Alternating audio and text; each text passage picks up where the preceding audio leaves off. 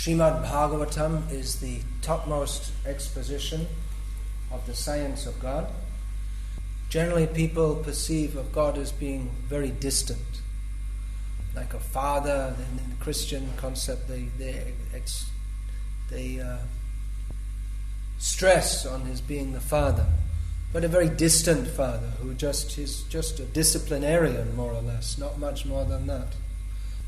In what we call Hinduism, there are worship of so many gods and goddesses, and people claim to have various relationships with various gods and goddesses. Srimad Bhagavatam gives the complete exposition of the absolute truth and all-loving. Srimad Bhagavatam, unlike any other scriptures, not only is the greatness of God described, but His sweetness is emphasized. If it is accepted that God is the supreme person, then His personality should also be supreme. That means He should be the best person. We see in the pastimes of Lord Ram, He is known as Maryada Purushottam. He is the best well-wisher of all His subjects and devotees. Krishna, who is non-different from Ram, is known as Lila Purushottam. Because although Ram is the best for society at large, he regulates the whole society so everyone can live very peacefully. But for individual relationships, no one, the Krishna, he is most intimate. The example given in this purport by Vishwanath Chakravarti Thakur might seem shocking. He says that in the conjugal relationship there may be biting, which it's a kind of pain and it causes a wound, but it is at the same time extremely pleasurable. So you may think, well, what's that got to do with religion? These things are not normally discussed among religious people. That's why people, they'll go to the temple with their wife and they'll be religious, but at home it's in the intimate relationship between husband and wife, then it's a different thing. How they relate with their wife in the temple and how they relate with their wife intimately, it's something quite different.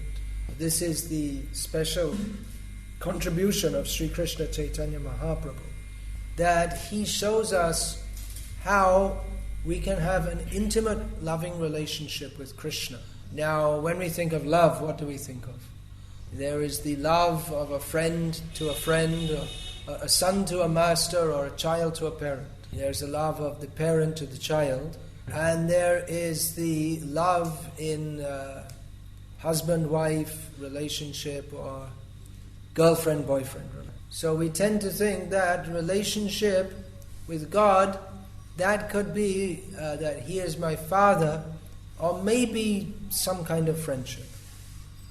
But the idea that we can love Krishna just like in a boyfriend-girlfriend relationship, that seems not possible and even rather depraved.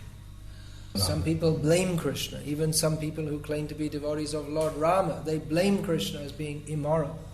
Because this subject of Ananda Chinmaya Rasa, or the spiritual relationship of lover to beloved in Krishna, is very difficult to understand. That's why even in those who are members of Chaitanya Mahaprabhu's Sampradaya, we say don't jump into that subject very quickly, because the tendency to misunderstand it is very strong.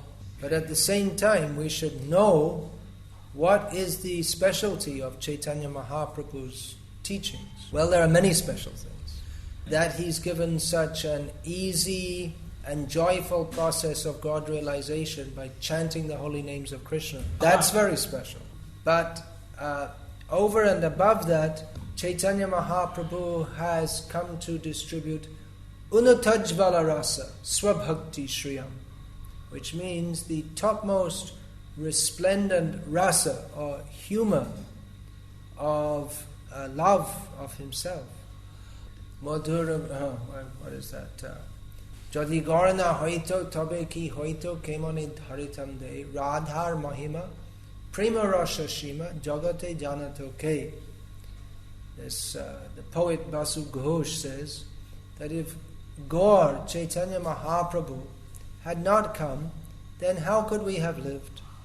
The glories of Srimati Radharani, which are the ultimate limit of Prem Ras, of the nectar of love of God, who would have been able to understand that if it was not for Chaitanya Mahaprabhu? Madhura Brinda Bipina Madhuri Prabesha Chaturisha Baraja Jubotiya Bhavera Bhakati Shakati Hoito Ka.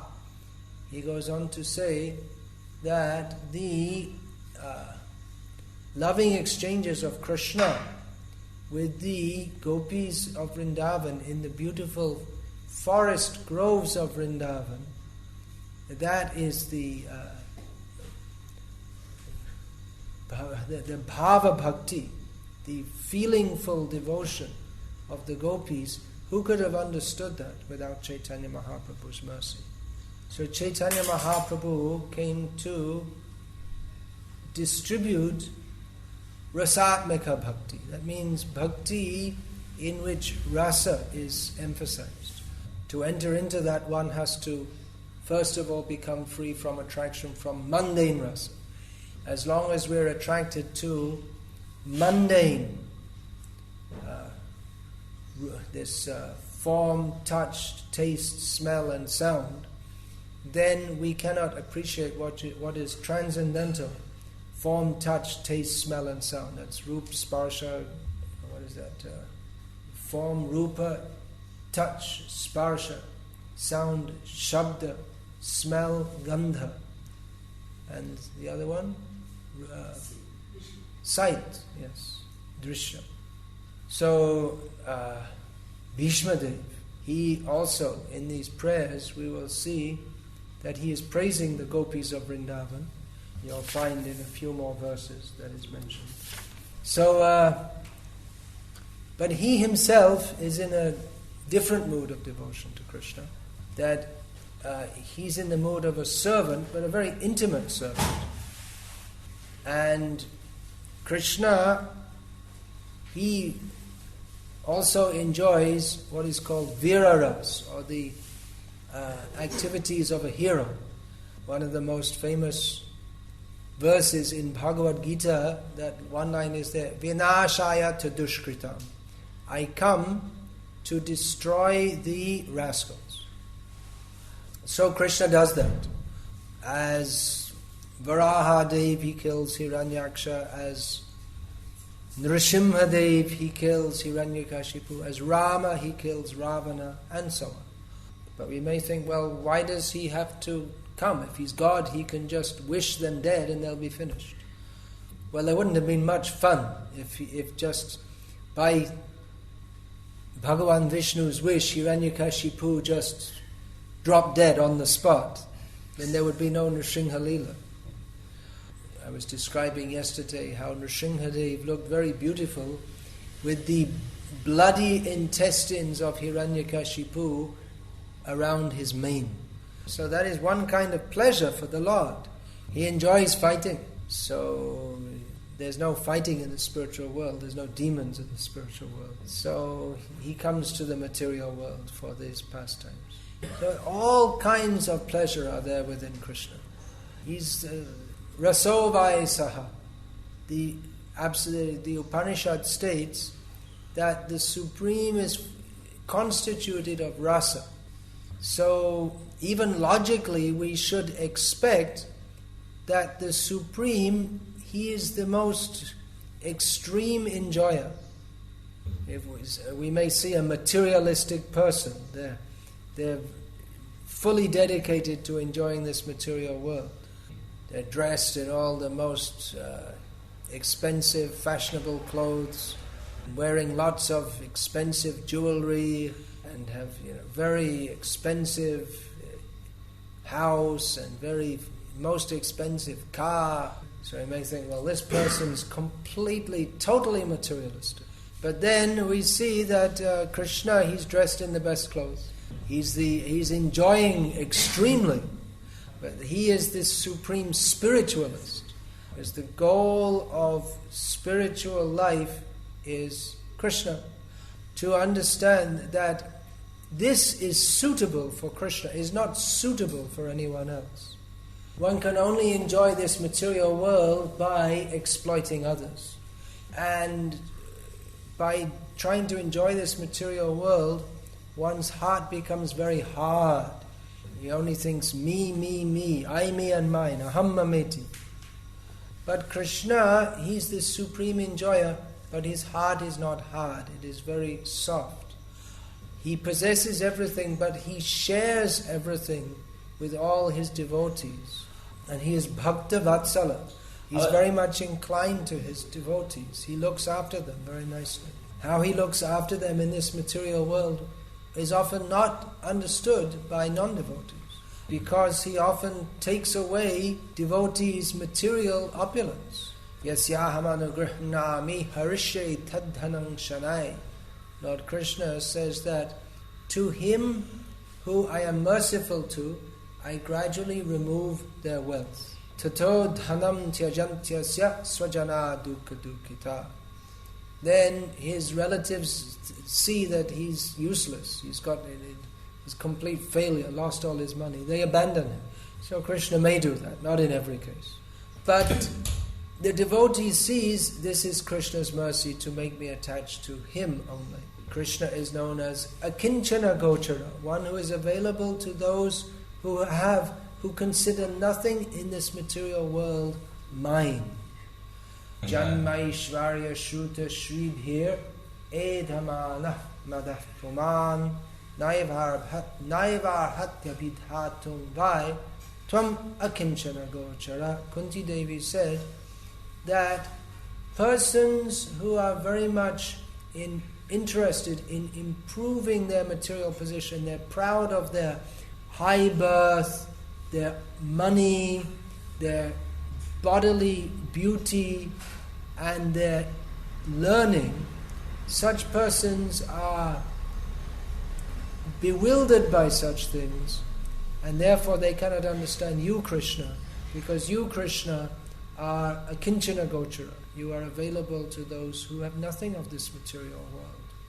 So the beauty, the love, the sweetness of Krishna can be appreciated by those who have no more tendency towards trying to appreciate the beauty and the love and the sweetness of this material world. People may think, well, this is very harsh. You see, the young men are leaving their families and abandoning them to serve Krishna. But by doing so, they come to the position Vasudhaiva Kutumbakam. We're seeing the whole world as one's family. I am Nija Paroveti. Ganana Laghu Chetasam. Those who thinks this is mine and that belongs to someone else, that is the calculation of someone of very small mindedness. Udara Charitananam Vasudhaiva Kutumbakam. One who is udar, one who is a broader outlook. He sees the whole world as my family. How is that? When we recognize that Krishna is the Supreme Father, then we understand that my family is not limited to a few people, but everyone is a member of the family. So Bhishma Dev is in a very intimate relationship with Krishna, that he can shoot arrows at Krishna, and Krishna appreciates that Bhishma is my devotee. When Bhishma Dev is lying on the bed of arrows, Krishna comes to visit him and offers respect to him. There are so many demons who shot arrows at Krishna. Bhishma Dev, he's not a demon. His motive is different.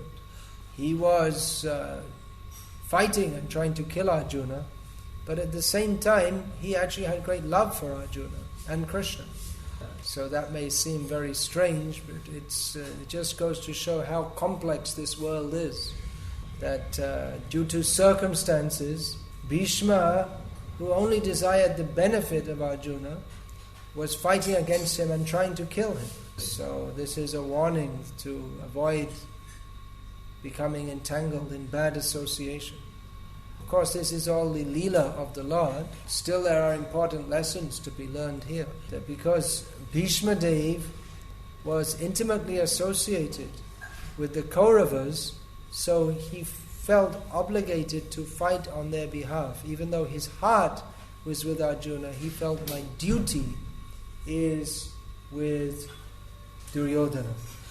So there's an important lesson there, that we should associate with devotees. If we associate with non-devotees, we become obliged to them. So we shall pray to Bhishma Dev, he is a great devotee. We shall pray that we can begin to appreciate the beauty and sweetness of Krishna, at least to some extent, as Bhishma Dev is fully absorbed in that appreciation. Srimad Bhagavatam is not simply a book. It is a book. You can see it's made of paper, printed with pages. It's a book. Just any book. Srimad Bhagavatam is Krishna in the form of a book. He is present here if we want him to be. And Bhishma Dev and so many great devotees are present here. So we can pray for their mercy, that we can be blessed with the bhakti that they have, so that we can also begin to develop in the same way. Is there any question about this? What's the question? Yeah, well, if we attempt to spread Krishna consciousness to others, then we won't be taking their association, we'll be giving the association of our acharyas. So we should try to give Krishna consciousness to others. And if we're obliged to mix with so many non-devotees, but we should, as much as possible, take association of devotees. That will help to protect us and purify us. The brahmacharis are also going out and preaching in this world. We have to come back and spend time for hearing and chanting about Krishna. In family life, one has to take responsibility for the family members. We should not neglect that responsibility. And at the same time, remember that this is all temporary. And therefore, keep our sight clearly set on the transcendental goal of getting out of this material world and going to Krishna. Who was that yesterday? He asked the question about Sarangapani. He was right, I made a mistake actually. It was Ratangapani. I was getting mixed up, maybe because we have Sarangapani here. The name of Krishna who carries the broken chariot wheel is Ratangapani. Sarangapani, Saranga means, has various meanings. It means a lotus, I looked it up in the dictionary, lotus, conch or bow. So that's also a name for Krishna, but that's not who carries the broken chariot wheel. Chakrapani, that specifically means Sudarshan Chakra. And Ratangapani is the word for Krishna who carries the broken chariot wheel. So you can tell him when you see him again. Then, what else do I want to say? Yeah, this morning you might have been surprised that after the Tulsi Arati was offered, I took the Panchapatra out, changed the water and brought it back. So I'm just going to explain why I did that. Because one of the flower petals that was being offered had fallen in that. So then it all becomes prasadi water, you could say. So that shouldn't be offered again to Tulsi. That's why I changed it. Then Bhadra Singh Prabhu may be wondering, he was playing cartels and I was saying, don't do like that. So you may wonder why. Someone else started playing and they were doing the same, 1, 2, 3. So what was the difference? Who can tell what's the difference? It's a point of playing in time, keeping the tal. Those who don't know, there's no way you can explain. It's like, they just can't understand. But it has to, on the beat, Hare Krishna, and then if it's out of time, it's described in Garga Samhita. It actually, they're the personalities of the raga and ragini. They become physically hurt by doing that, by playing out of time. So it's practically impossible to explain, but if you have some musical sense, you can understand. So I was saying yesterday, everything here is very simple and sweet. So the kirtan is done with a lot of feeling, but some technique should be there also. Just like one can cook with a lot of bhakti, but at the same time you should know how to cook, otherwise it won't be so pleasing to the Lord. If you think, well, the dal or the sambar tastes nice with salt in, if there's no salt it's not good, so let me put more salt. 1 kilo of salt in 1 liter of sambar. You may think then that's more bhakti, but it's wrong. It'll taste horrible. So one should know the techniques. What? Deen Dayal, you were learning to play mridanga, you never finished learning, is it? Huh? Maybe we should send someone to learn to play mridanga. They can learn to play with more. I don't know, it sounds maybe more. It's more like the Thai Pusam beat or something they're playing here. It's more like that, very, very simple and strong. But we sing Shankha Bhaje, Gantha Bhaje, Madhur, Madhur. What is that? Shankha Bhaje, Gantha Bhaje, Madhur. No, what's the other line? Shankha Bhaje, Gantha Bhaje, Bhaje Karat. Madhura Mridanga Bhaje. There's this sweetness. South Indian Mridanga is like hard sound, but Bengali Mridanga is a sweet sound. So there's a technique how to play it sweetly also.